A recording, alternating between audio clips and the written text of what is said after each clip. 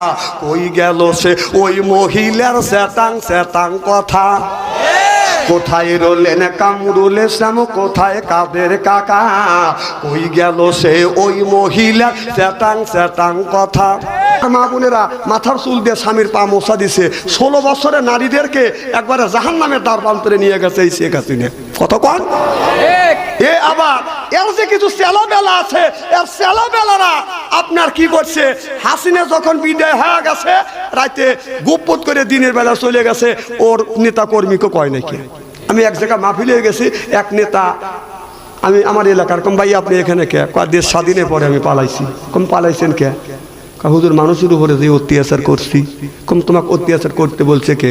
কয় এই মহিলাকে ক্ষমতায় রাখার জন্য আমরা গ্রামের মানুষকে ভোট দিবে দেইনি।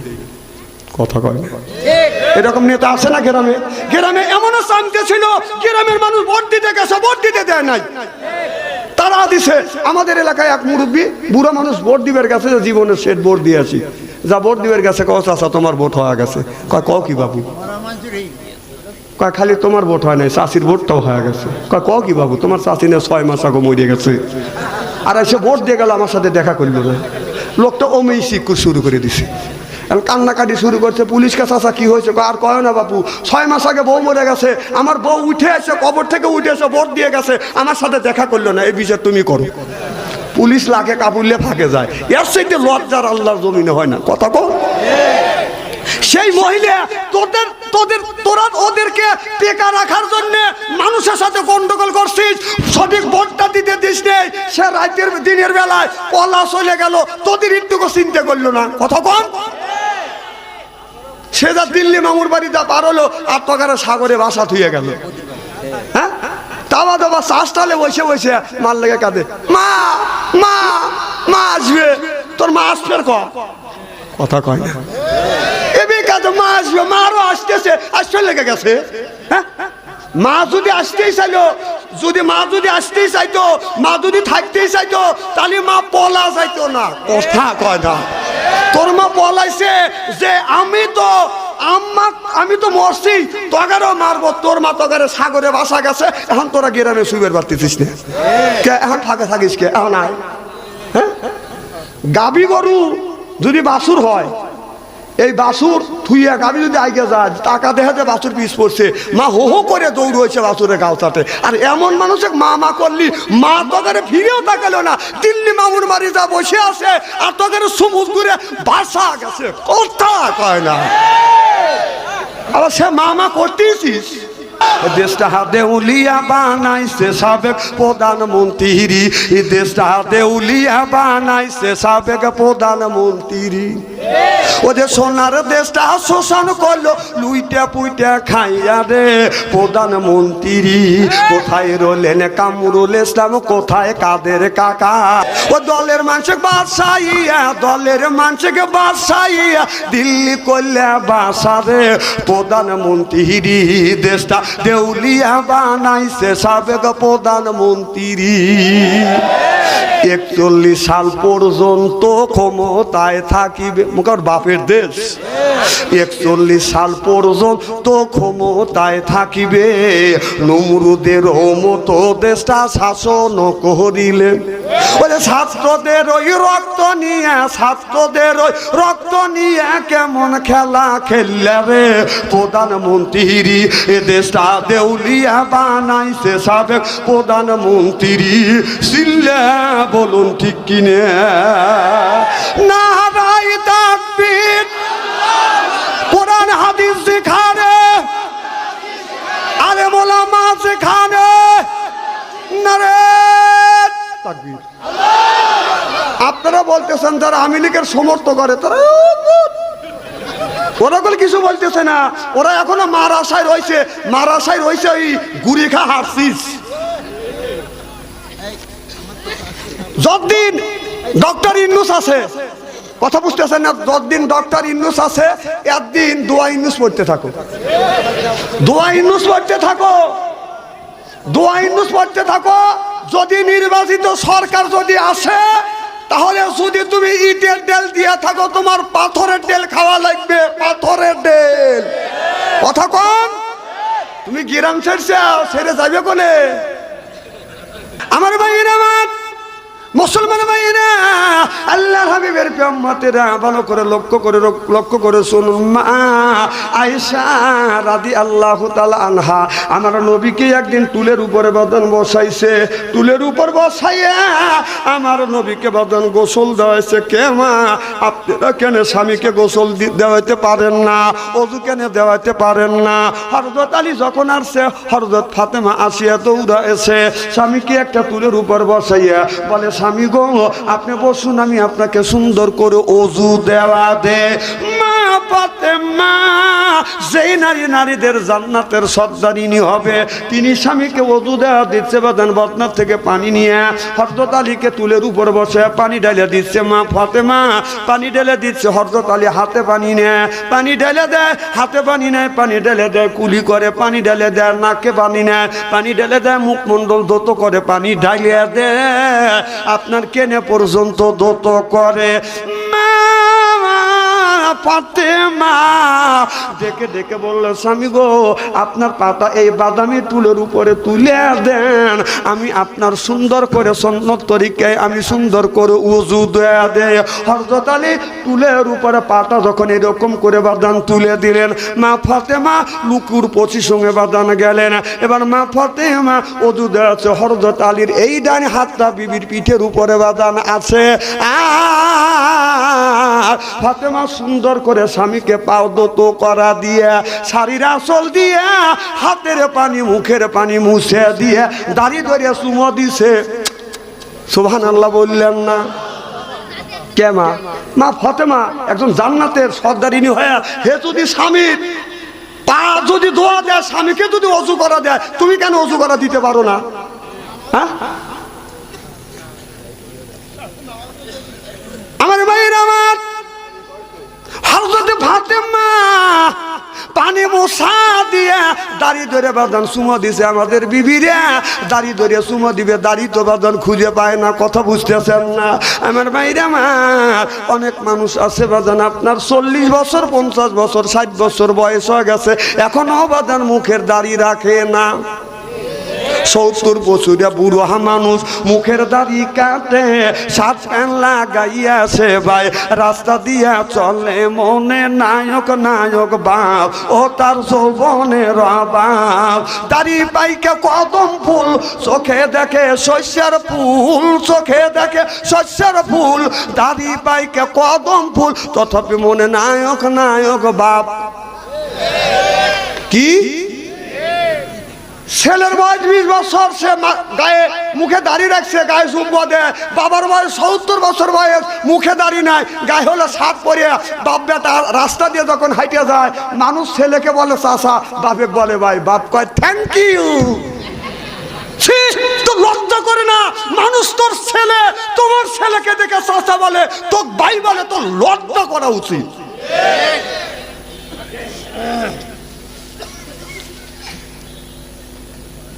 খুব মনে খারাপ লাগতেছে, তাই না আমার ভাইয়েরা? আমার মা আয়েশা রাদিয়াল্লাহু তাআলা আনহা আমার নবীকে বাদান গোসল দেওয়াচ্ছে। পানি যখন পড়তেছে, শরীর মোবারক থেকে পানি পড়তেছে, সাদা জমিনে পড়ার সাথে সাথে পানিটা বাদান লাল হয়ে গেছে। আমার বিশ্ব নবী বলে, আয়েশা পানি যখন ডালো পানিটা হলো সাদা, আর যখন পানি জমিনে পড়ছে লাল হয়ে গেছে, কারণটা কি? মা আয়েশা বলে, ইয়া রাসূলুল্লাহ, ইয়া হাবিবাল্লাহ, আপনি যখন টুলের উপরে বসছেন, আমার পাটা টুলের নিচে পড়ছে, পা ফেটে রক্ত প্রবাহিত হচ্ছে। আমার নবী তাড়াহুড়ো করে নাবিয়া মা আয়েশার ক্ষত জায়গা দইয়া আমার নবী বললেন, ইন্না আতাইনা সাফাহান। এই বলিয়া থুতু মোবারক থেকে, মুখ থেকে, জবান আপনার মুখের থেকে বাদান থুতু মোবারক লাগা দিল, রক্ত গুনে বন্ধ হয়ে গেল। আমার নবী বলে, আয়েশা তামাম পৃথিবীর নারীদেরকে তুমি জানিয়ে দিও, কোনো নারী যদি, কোনো বিবি যদি তার স্বামীকে যদি গোসল করা দেয়, একটা করে ফোঁটা স্বামীর গায়ে যখন পানি পড়বে আল্লাহ একটা করে নেকি দিবে। স্বামীর গা থেকে পানি বায়া বায়া জমিনে পড়ার সাথে সাথে আল্লাহ এক একটা ফোঁটা 10টা করে নেকি দিবে। চিল্লাইয়া কোন মারহাবা। আমাদের বিবিকে আমার গোসল দেওয়া দেয়। আহা, গত বছর এক মুরব্বী বলতেছে, হুজুর আজ 5 দিন ধরে গোসল দেন, আমার কি নামাজ হয়? কেন গোসল দেন না? হুজুর শীতের কারণে। আপনার বউ নাই? কয় আছে। পানি একটু বয়েল করে দেয় না? কয় না হুজুর দেয় না। আমাকে হুজুর আপনি কি দেয়? আমার প্রত্যেক দিন দেয়। বাজ্যা উনি বলতেছে, মানুষের বউ আমারও বউ, মানুষের বউ আমারও বউ। বউ কয় তুমি বউ বউ কও কে? তুই বউ না, তুই তো হুজুরে বউ। হুজুরে প্রত্যেক দিন পানি বয়েল করিয়া সিদ্ধ করে দেয়, গোসল করায়। আর একটা দিন 30টা দিন, 30 বছর ধরে সংসার করতেছি, একটা দিনে তো গোসল করা দিলি না। আমার কথা কি বুঝতেছেন? বউ কয় ঠিক আছে আজকে তোমাকে গোসল করে দিই। বাঁশের খড়ি দিয়ে, বাঁশের লার্গি দিয়ে, খড়ি দিয়ে 15 মিনিট করে পানি সিদ্ধ করছি। তাহলে হাত দিয়ে দেখা লাগে যে পানি মানুষের গায়ে ছবি কি ছবি না, পানি খালি গরমে টকবক টকবক করতেছে। এই পাট খড়ি বোঝেন না, পাট খড়ি ছোলা দিয়ে বেড়া দিছে।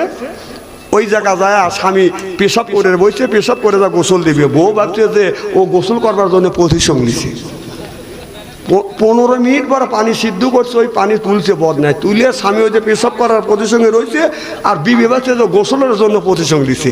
যাদের পানি যেই দেয় গরম পানি ঢেলে দিচ্ছে, ও মা কয় জোপের বেড়া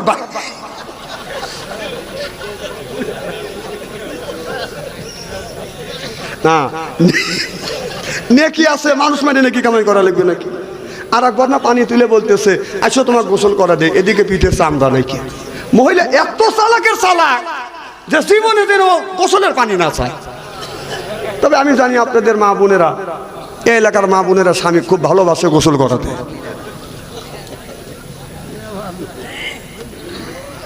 আমার ভাইয়ের আমার ফাতেমা হযরত আলীকে ডেকে ডেকে বলতেছে, স্বামী গো বসুন, আমি একদিন আপনাকে গোসল করা দেই। বাতান জীবনের শেষ গোসল হযরত আলীকে করাইছে। জীবনের শেষ ওযু করাইয়া হযরত ফাতেমা বলে, স্বামী রে আপনার পাটা আপনি একটু টান করে দেন, আমি আমার জীবনের শেষ আমার চুল দিয়ে আপনার পাটা মোছাইয়া দে। হযরত ফাতেমা আলীকে আপনার গোসল দেওয়া, ওযু দেওয়া, মাথার চুল দিয়ে স্বামীর পাটা এরকম করে করে মুছে দিচ্ছে। আর এক ফোঁটা চোখের পানি হযরত আলীর পায়ে পড়ছে। গরম পানি যখন চোখের গরম পানি পায়ে পড়ছে, হযরত আলী বলে, বিবি রে কেন তুমি কান্দো, কেন তুমি কান্দো? মা ফাতেমা হযরত আলীর হাত ধরে কান্দে আর ডেকে ডেকে বলে, স্বামী রে আমার জীবনের শেষ মাথার চুল দিয়ে আমি আপনার পা মোছা দিলাম। চিল্লাইয়া কোন মারহাবা। ফাতেমা দুনিয়ার জীবনের শেষ বিদায় হওয়া যাবে, শেষ মুহূর্তে আর জীবনে হায়াত আল্লাহ দিবেও না, মাথার চুল দিয়ে স্বামীর পা মোছাও দিতে পারবো না। সুবহানাল্লাহ, একটা জোরে কর। আমার ভাইয়ের আমার ফাতেমা রাদিয়াল্লাহু তাআলা আনহা যখন বাদান চুল দিয়ে বাদান পাটা যখন মোছা দিচ্ছে, এমন সময় এক ফোঁটা চোখের যখন পানি পড়ছে, হযরত আলী লাফা উঠিয়া বলে, বিবি কি হয়েছে? মা ফাতেমা হযরত আলীর হাত ধরে বলে, স্বামী রে দীর্ঘদিন আমি তোমার সাথে ঘর সংসার করছি। ও স্বামী, আমার জীবনের যদি ভুল বলে থাকি, অন্যায় করে থাকি, আমার আচরণে ব্যবহারে যদি কষ্ট পায়া থাকো, স্বামী গো মেহেরবানি করে আপনি আমারে মাফ করে দিবেন। হযরত আলী এই কথা শুনিয়া হযরত ফাতেমার হাত ধরে জড়া ধরে বলে, বিবি রে ইচ্ছা করলে তোমার বাপ তোমার আব্বা ধনী পরিবারের সাথে তোমাকে বিয়ে দিতে পারতো। বিবি ফাতেমা, তোমার আব্বা তা করে নাই, আমি গরিব মানুষ, আলী আমার সাথে বিয়ে দিছে। তোমাকে দুবেলা দুমুঠা ভাত দিতে পারি নাই, সুন্দর পরনের কাপড় দিতে পারি নাই, গহনা দিতে পারি নাই। বিবি রে আমি তোমাকে কষ্ট দিছি, আমি যদি ভুল করে থাকি মেহেরবানি করিয়া তুমি আমাকে মাফ করে দিও।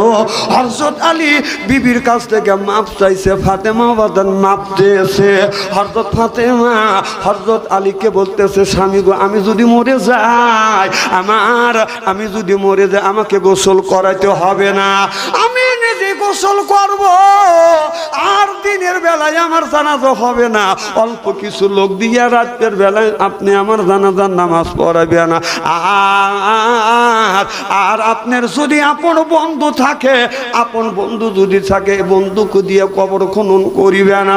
এবার মা ফাতেমা যখন এই কথাটা বাদান বললেন, হযরত আলীর কপালে বাদান চুমো দিয়ে বলে, স্বামী রে, আমি আমার জীবনের শেষ চুমা আমি আপনার কপালে দিলাম। এই বলিয়া মা ফাতেমা বাদান ঘরের মধ্যে ঢুকলেন। ঘরের মধ্যে ঢুকিয়ে আল্লাহর কাছে বলে, আল্লাহ 2 রাকাত সালাত আদায় করব, নামাজ পড়ব। 2 রাকাত নামাজে 4টা সিজদা আছে। আল্লাহ প্রথম সিজদায় রূহ কবজ করো না, দ্বিতীয় সিজদায় তুমি রূহ কবজ করো না, তৃতীয় সিজদায় রূহ কবজ করো না। আল্লাহ চতুর্থ সিজদায় যাব, তখন তুমি আমার রূহটা কবজ করিবে।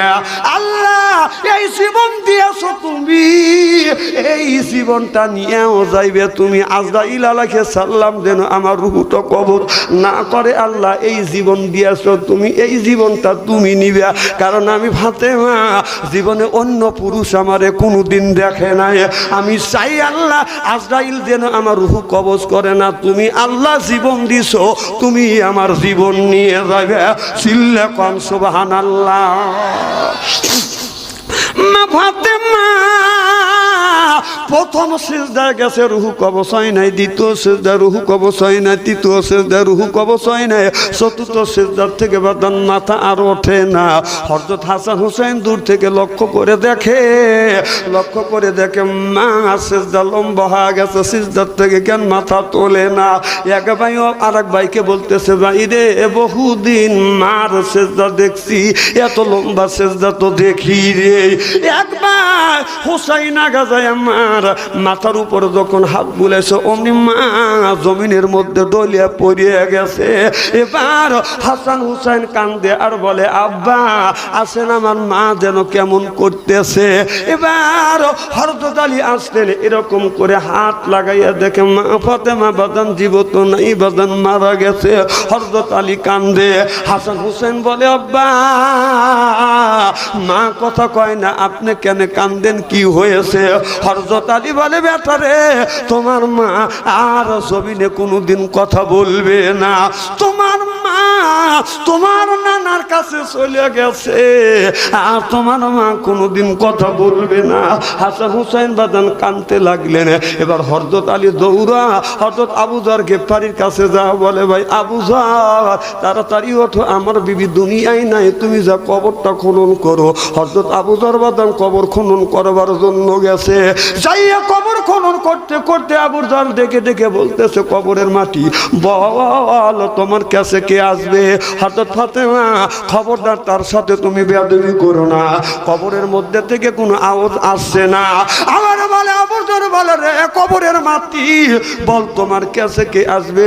হযরত আলীর স্ত্রী আসাদুল্লাহিল গালি, আল্লাহর বাগ, তার স্ত্রী আসবে, তার সাথে দুর্ব্যবহার করবে না। মাটির মধ্যে থেকে বাদান কোনো আওয়াজ পায় না, উত্তর পায় না। আবার বলে, কবরের মাটি বল, এই কবরের মধ্যে কে আসবে? হাসান হুসাইনের মা যুবকদের জান্নাতের সর্দার হবে, সেই যুবকের মা, খবরদার তার সাথে বেয়াদবি করো না। মাটি কোনো জবাব দেন না। আবু যর গেফারি ডেকে বলতেছে, কবরের মাটি, তুই কি জানিস আজকে তোর কোলে কে আসবে? আল্লাহ নবীর বিটি ফাতিমা, খবরদার তার সাথে তুমি বেয়াদবি করো না। ও বাদান কবরের মধ্যে থেকে মানুষের কণ্ঠর মতো আওয়াজ বাদান বের হয়ে আসছে। হযরত আলীর স্ত্রীকে চিনি না, হাসান হোসেনের মা ফাতেমাকে চিনি না, আল্লাহ নবীর বিটি ফাতেমাকে চিনি না। আমার যদি ভালো হয় আমি মাটি জান্নাতের পরিণত করে রাখবো, আমার যদি খারাপ হয় আমি এক দিকের মাটি আর এক দিকে যাব, আর এক দিকের মাটি আর এক দিকে যাব, চিরজন্মের মতো হাড় মাংস মাটির সাথে মিশিয়ে ফেলবো। আবু যর গিফারি এই কথা শুনিয়া বাদান কবরের মধ্যে কোদালটা রাখিয়ে বাদান আপনার চলে গেল। হযরত আলী হযরত ফাতেমাকে বাদান নিয়ে আসছে, আইসা দেখে কবরের মধ্যে কোদাল আছে, কবরটা পুরাটা খনন হয় নাই, কিন্তু আবু যর গেফারি বাদান নাই। হযরত আলী নিজে নামিয়ে কবরটা সুন্দর করে পরিষ্কার করিয়ে মা ফাতেমাকে কবরের মধ্যে শোয়াইয়া মাটি দিয়ে উপরে থেকে বাদান আপনার পূর্ব দিকে তাকাইছে, তাকাইয়া মা ফাতেমার কবরের দিকে ছায়া দেখে মা ফাতেমার কবর এরকম চিহ্ন দেখা যায় না। চিল্লে এখন মার হাওয়া।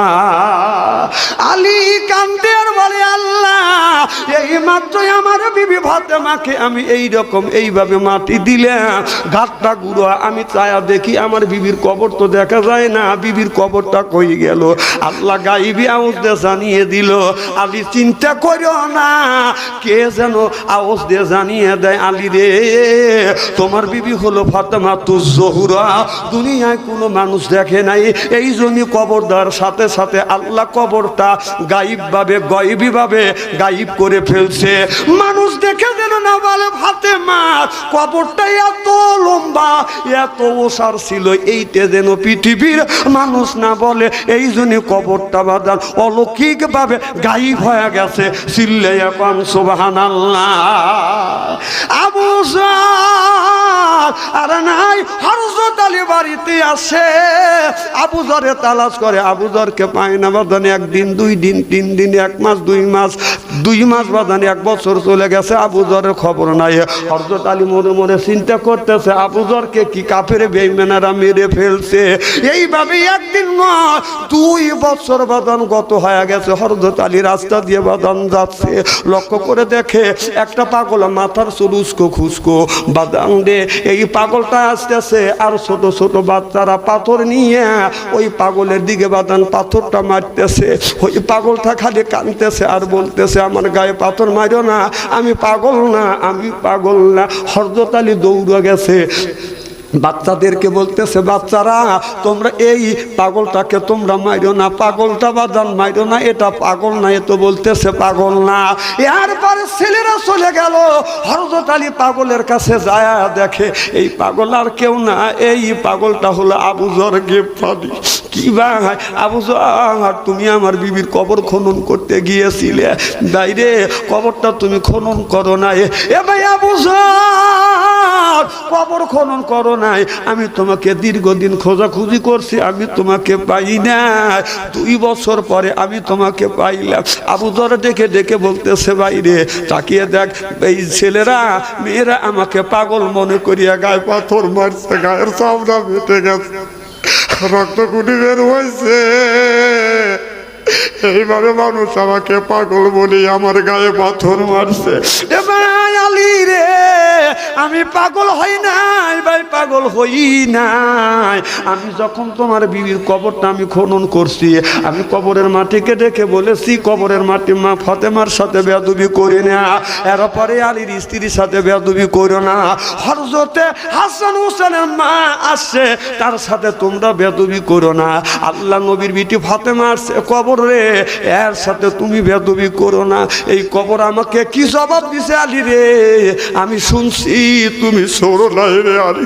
এই আলী বলতেছে, কি বলছে এবার? হযরত আবু যর গেফারি বলতেছে, ভাই আলী কবরের মাটি বলেছে হযরত ফাতেমাকে চিনি না, হাসান হোসেনের মাকে চিনি না, আলীর স্ত্রী ফাতেমাকে চিনি না, আল্লাহ নবীর বিটি ফাতেমাকে চিনি না। আমল যদি ভালো হয় আমি মাটি জান্নাতের পরিণত করে রাখবো, আমল যদি খারাপ হয় আমি একদিকের মাটি আর একদিকে যাব, চির জন্মের মতো হাড় মাংস মাটির সাথে মিশে ফেল।